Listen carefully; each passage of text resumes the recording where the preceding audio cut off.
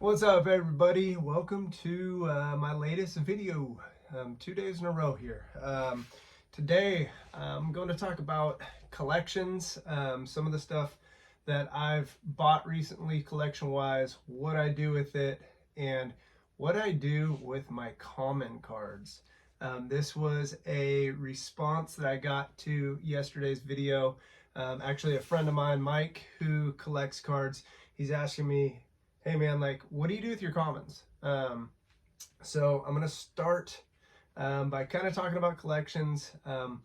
The collections that I buy or have bought so far have been super mixed as far as like what I've purchased. I've purchased a few that were kind of just good cards, things that were, some were gradable, some were resellable for me on eBay. And then I actually have bought two collections now that have been a lot of bulk. So there's been a lot of common cards that go along with the stuff that I've purchased. Those are the collections. They're definitely fun to sort through because it is, it's a lot of sorting. The most recent one I know I talked about a little bit yesterday, it was that collection that was probably just right around 100,000 cards, 2/3 of it hockey. That one's been a long one to kind of sort through, especially with the hockey cards, where I know a lot of the big players, but I don't follow hockey real closely, and definitely not the hockey card market. So there's been a lot of research that I've had to do on eBay, mostly with sales of cards, things that are posted now, and sold listings.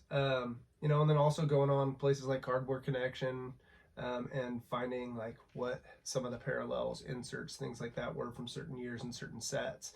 So with the stuff that I've sorted, the collections that I've bought, what I've kind of looked for when I'm buying these is definitely, number one, how much am I spending as opposed to how much I'm going to be able to recoup and in what amount of time. The last collection that I purchased for $750. What drew me to it wasn't the hockey, even though that was a majority of it. The guy was trying to sell everything as one big bulk listing. What drew me to it was the football cards and the few basketball cards that he had in there, actually, because of the years that were there. The years that he had were late 90s, early 2000s, and lucky enough for me, I was able to find a Tom Brady ungraded rookie in there, a Bowman Tom Brady that I was able to sell recently raw on eBay, and recoup quite a bit of my money from that purchase. So that's kind of what I'm looking for, like when I'm buying stuff. Like, okay, what's there? I'm definitely not trying to rip anybody off. I'm honest with people with what I'm doing. What's cool too is about like that collection, it was kind of the tail end of when I originally was collecting sports cards. So the baseball stuff, the football stuff that's in there is right around the time that I'd stopped collecting before. So I was able to see a lot of the stuff that, or players that I had collected when I was younger, and even hang on to some of that stuff, which is pretty cool. So with the bulk of what's left, right? A lot of common cards, a lot of things there that a lot of people, you kind of go, man, what do I do with this stuff? For me, I'm one, like, I know some people, I know as crazy as this sounds to some of you, like some people will take their commons and toss them, right? They'll toss them in the garbage or recycle or whatever. I like to find a home for them somehow, some way. I've, had different batches from either my own collection of stuff that Dalton and I have bought and ripped and opened over the years, or from these collections that are commons. When I've gotten rid of them, I've done it a few different ways. One, I love to give cards to kids who are just getting into collecting. Common cards can be pretty boring. The kids are flipping through stuff. For me, like a lot of the semi-stars, if I'm giving these to the kids, like these semi-star cards, guys, that aren't worth a whole lot of money, just like, some base cards of, Topps flagship or whatever, I will throw into those common boxes that I'm giving to kids. It's cool for them. It's fun for them. You know, for the kids, it gives them something to flip through, gets them used to handling the cards, looking at the cards, and also, you know, they're pulling out those stars or semi-stars out of the product. I've also taken some and donated some to our local Goodwill, which is funny because I've bought a few different boxes from Goodwill recently to go through some stuff. So for me, like I said, something about it, it doesn't feel right getting rid of my commons in a way where I just know they're going, you know, to the landfill. So, I mean, there's different ways that you can do this. I know a lot of local little leagues will take donations of baseball cards and they'll give them out to kids that play within the league, which is pretty awesome. I like anything like that that's going to put the cards in somebody's hands who are going to appreciate them, even if it's for a short period of time. So, like I said, different ways to get rid of your common cards, I guess you could say. But when you are doing that, I mean, some people will even purchase some of those common cards from you if they are desirable sets that people are trying to build. You know, the older the cards, what I've realized too, you know, like you get back into like the early 80s, 1970s, stuff like that, there is definitely a market for some of those singles. Now, you're probably not going to get high dollar for cards unless they're in perfect condition, which most of them are not. So, you know, you can definitely try and resell there. Facebook Marketplace is a good place for stuff like that. I've actually given away some cards on Facebook Marketplace that were boxes of commons.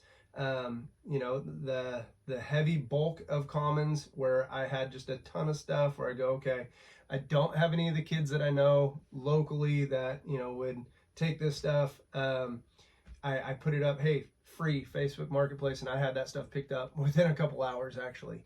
You know, so that's kind of what I do with the commons with everything that I'm sorting.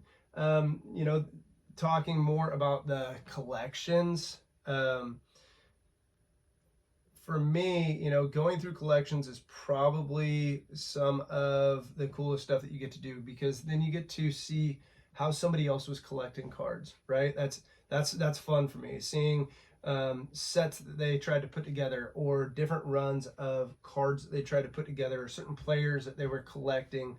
You know, some of the stuff like I'm staring at a refractor card here on my sorting table.